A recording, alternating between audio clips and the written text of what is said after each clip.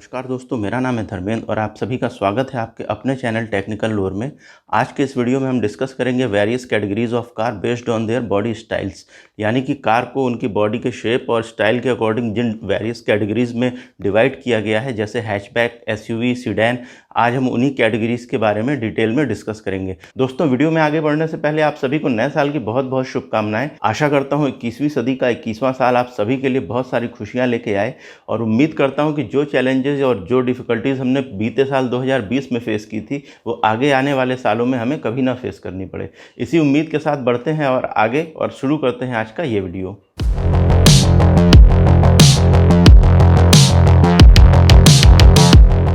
दोस्तों, सबसे पहले बात करते हैं हैचबैक की। तो hatchback as the name suggest ऐसी कार जिसके पीछे हैच होता है। ये बेसिकली 2 बॉक्स कार होती हैं, जिसमें पहला बॉक्स इंजन के लिए होता है जिसको इंजन बे बोलते हैं, और दूसरा बॉक्स पैसेंजर एरिया। इसमें लगेज के लिए कोई डेडिकेटेड स्पेस नहीं होता है। इसमें रियर सीट के पीछे जो स्पेस बचता है उसी को हम लगेज के लिए यूज़ करते हैं, और उस एरिया को एक्सेस करने के लिए इनमें पीछे की साइड में फ्लिप अप स्टाइल का टेल गेट होता है जो ऊपर की ओर खुलता है, और इसी गेट को हैच बोलते हैं और इसी से इसका नाम डिराइव होता है हैचबैक। हैचबैक कार में टेल गेट को भी एज अ डोर काउंट किया जाता है। तो अगर आपकी कार में 2 डोर हैं तो टेल गेट को भी इंक्लूड करके इसे 3 डोर हैचबैक बोलेंगे, और अगर आपकी कार में 4 डोर हैं तो इसको 5 डोर हैचबैक बोलेंगे। अब प्राइस और साइज़ के अकॉर्डिंग हैचबैक्स को फर्दर सब कैटेगरीज में डिवाइड कर सकते हैं, जैसे कॉम्पैक्ट हैचबैक यानी स्मॉल हैचबैक, मीडियम हैचबैक यानी सब कॉम्पैक्ट हैचबैक और प्रीमियम हैचबैक। अब स्मॉल हैचबैक की बात करें तो ये एंट्री लेवल सबसे कम कीमत वाली हैचबैक होती हैं। इनमें फीचर्स के नाम पे हमें ज़्यादा कुछ देखने को नहीं मिलता, जैसे हुंडई की इओन है, मारुति की एल्टो है, रेनो की क्विड है। अब मीडियम हैचबैक्स की बात करें तो ये स्मॉल हैचबैक का स्टेप अप वर्जन होती है। उनसे साइज़ में थोड़ी बड़ी होती हैं और फीचर के मामले में भी उनसे ज़्यादा फीचर वाली होती हैं, जैसे मारुति की स्विफ्ट है, हुंडई की i10 है। अब प्रीमियम हैचबैक्स की बात करें तो ये अपनी सेगमेंट में सबसे लंबी गाड़ी होती हैं और ये फुली फीचर लोडेड कार्स होती हैं, जैसे होंडा की जैज़ है, हुंडई की i20 है, फॉक्सवैगन की पोलो है। अब बात करते हैं सीडैन की। इन्हें कुछ कंट्रीज़ में सैलून भी बोलते हैं। ये बेसिकली 2 रो सीटिंग और 4 डोर्स की कार होती हैं।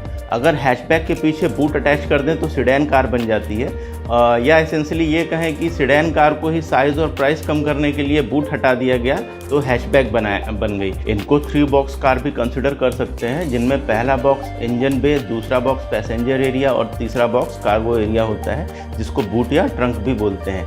पैसेंजर एरिया और कार्गो एरिया सेपरेटेड होते हैं, आपस में कनेक्टेड नहीं होते हैं, और इन कार्स का ग्राउंड क्लियरेंस काफ़ी कम होता है, जिससे इनका बॉडी रोल घट जाता है, इसलिए इनकी कॉर्नरिंग कैपेबिलिटीज़ भी काफ़ी ज़्यादा अच्छी हो जाती हैं।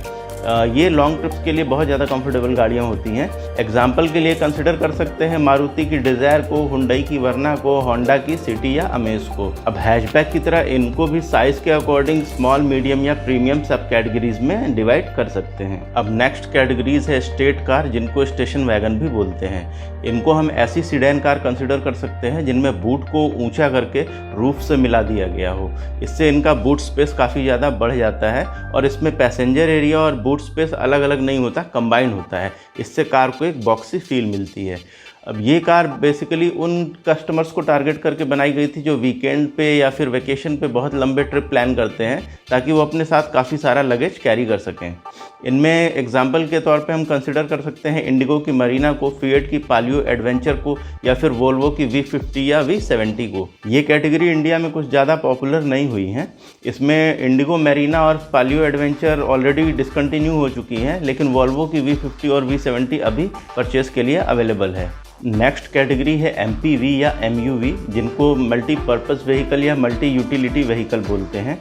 ये बेसिकली वैन के प्लेटफॉर्म पे बेस्ड होती हैं, और ये पैसेंजर या कार्गो के कमर्शियल ट्रांसपोर्टेशन के लिए यूज़ होती हैं। इनका ग्राउंड क्लियरेंस सीडैन से ज़्यादा होता है, लेकिन इनमें कंफर्ट और ड्राइविंग डायनेमिक्स सीडैन से काफ़ी कम होती हैं। इनमें हम कंसिडर कर सकते हैं महिंद्रा की बोलेरो और ज़ाइलो को, और टोयोटा की इनोवा को। अब हम बात करेंगे उस कैटेगरी की जिसकी रोड प्रेजेंस सबसे दमदार होती है। जी हाँ, हम बात करेंगे एसयूवी यानी स्पोर्ट्स यूटिलिटी व्हीकल की। ये गाड़ियाँ बेसिकली ऑफ रोडिंग के लिए बनाई जाती हैं, इसलिए इनका ग्राउंड क्लियरेंस काफ़ी ऊंचा रखा जाता है। और ग्राउंड क्लियरेंस को इग्नोर करें तो ये काफ़ी हद तक स्टेट या स्टेशन वैगन के सिमिलर दिखती हैं, क्योंकि दोनों ही बॉक्सी टाइप का लुक देती हैं, लेकिन कंस्ट्रक्शन वाइज दोनों एकदम डिफरेंट होती हैं। स्टेट व्हीकल या सीडैन की बात करें तो ये पैसेंजर कार प्लेटफॉर्म पे बेस्ड होती हैं, जबकि एसयूवीज़ जो होती हैं वो लाइट ट्रक के प्लेटफॉर्म पे बेस्ड होती हैं।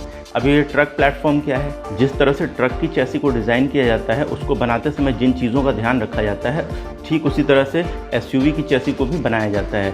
इससे एसयूवी की चैसी काफ़ी स्ट्रॉन्ग और हैवी हो जाती है, जिससे ऑफ रोडिंग के बम्प्स और जर्क्स को आराम से झेल सके, और इसके कारण इसकी लोड बैरिंग और टोइंग कैपेसिटी भी बहुत ज़्यादा स्ट्रॉन्ग हो जाती है। अगर सेम साइज़ की सीडैन और सेम साइज़ की एसयूवी की साइज़ को कंपेयर करें तो एसयूवी की चैसी सीडैन से काफ़ी हैवी होगी। इससे एसयूवी का ओवरऑल वेट भी सीडैन के कंपैरिजन में काफ़ी ज़्यादा होगा। इसलिए एसयूवी सीडैन के कंपैरिजन में काफ़ी ज़्यादा फ्यूल कंजम्पशन करती है, और ये मेनली ऑफ रोडिंग के लिए होती है, इसलिए इसमें काफ़ी हैवी इंजन को भी यूज़ किया जाता है, और साथ ही साथ 4x4 या ऑल व्हील ड्राइव का भी ऑप्शन इसमें होता है, और इसमें हमारे कंफर्ट और लग्जरी के सारे फीचर्स भी अवेलेबल होते हैं। एग्जाम्पल के तौर पर हम कंसिडर कर सकते हैं फोर्ड की एंडेवर को, टोयोटा की फॉर्च्यूनर को, या फिर रेंज रोवर या जीप की किसी भी कार्स को। अब इन एसयूवीज़ का दाम काफ़ी ज़्यादा होता है, इसलिए कार कंपनीज इनके वेट को कम करके इनके छोटे मॉडल को बाजार में उतारती हैं, जिनको स्मॉल या मीडियम एसयूवीज़ बोलते हैं। इनमें कम पावरफुल इंजन का यूज़ होता है, जिससे इनकी फ्यूल इकोनॉमी भी काफ़ी इम्प्रूव हो जाती है। इनमें हम कंसिडर कर सकते हैं फोर्ड की इको स्पोर्ट्स को, किया की सोनेट को, या सेल्टोस को, या फिर निसान की मैग्नाइट और किक्स को। इनका ग्राउंड क्लियरेंस अच्छा होता है, ये शहर के थोड़े बहुत गड्ढे भरी सड़कों पे आसानी से चल सकते हैं, लेकिन प्रॉपर ऑफ रोडिंग के लिए ये सूटेबल गाड़ियाँ नहीं होती हैं। अब अगली कैटेगरी की बात करते हैं, जो है पिकअप ट्रक।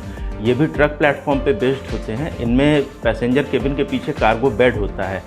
इनको हम कार साइज़ के ट्रक भी बोल सकते हैं। ये मेनली पर्सनल या फिर छोटे मोटे बिजनेस से रिलेटेड सामान ढोने के यूज़ में आते हैं। इनमें काफ़ी ज़्यादा टॉर्क होता है। एग्जाम्पल के तौर पे इसमें देख सकते हैं टाटा योद्धा को, महिंद्रा की बोलेरो कैंपर को, या फिर इसूजू डी-मैक्स को। अब बात करते हैं क्रॉसओवर की, जिनको सीयूवी या फिर क्रॉस ओवर यूटिलिटी व्हीकल्स भी बोला जाता है।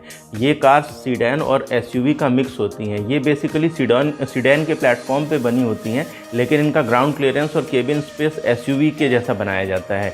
इनमें हम कंसिडर कर सकते हैं होंडा की WRV को, मारुति की एस क्रॉस को, या फिर वोल्वो की V9 क्रॉस कंट्री को। यहाँ एक बात ध्यान देने की ये भी है कि क्रॉस ओवर और स्टेट वैगन दोनों ऑलमोस्ट सिमिलर दिखती हैं, लेकिन क्रॉस ओवर का ग्राउंड क्लियरेंस ज़्यादा होगा, जबकि स्टेट वैगन का जो ट्रंक होगा वो क्रॉस ओवर से लंबा होगा। क्रॉस ओवर को चलाते समय एसयूवी का फील आता है, जबकि स्टेट वैगन को चलाते समय ये हमें सीडैन का फील देती हैं। अब बढ़ते हैं अगली कैटेगरी की ओर, जो कि है कन्वर्टेबल कार्स की। कुछ लोग इनको कैब्रियोले, कैब्रियो या फिर ओपन टॉप कार्स के नाम से भी जानते हैं। ये इनमें वो कार्स आती हैं जिनमें कार की छत को खोला जा सकता है। यहाँ छत को खोलने का मतलब सनरूफ ओपन करने से नहीं है। इनमें कार्स की छत को कम्प्लीटली ओपन या फिर रिमूव किया जा सकता है, और ये car open air driving experience के लिए यूज़ होती हैं। एग्जाम्पल के तौर पे कंसिडर कर सकते हैं BMW की Z4 को, या फिर मर्सिडीज़ की C क्लास कैब्रियोले को। अब बात करते हैं अपनी लास्ट कैटेगरी की, जो कि है कूप। फ्रेंच में इसे कूपे भी बोलते हैं। ये कार सीडैन के सिमिलर होती हैं। यूट्यूब पे मैंने कुछ वीडियोस देखे थे जिसमें कुछ लोगों ने बताया था कि डबल डोर की सारी गाड़ियों को कूप बोलते हैं, लेकिन ऐसा हमेशा सच नहीं है। As per the society of automotive engineers, कोई भी कार या इनफैक्ट कोई भी सीडैन फॉर्मेट की कार जिसका केबिन वॉल्यूम 33 क्यूबिक फीट से कम है उसको कूप बोलेंगे, और अगर 33 क्यूबिक फीट से ज़्यादा है या बराबर है तो उसको सीडैन बोलेंगे। ये कार सीडैन से ज़्यादा स्पोर्टियर होती हैं, और ये ड्राइवर सेंट्रिक कार्स होती हैं।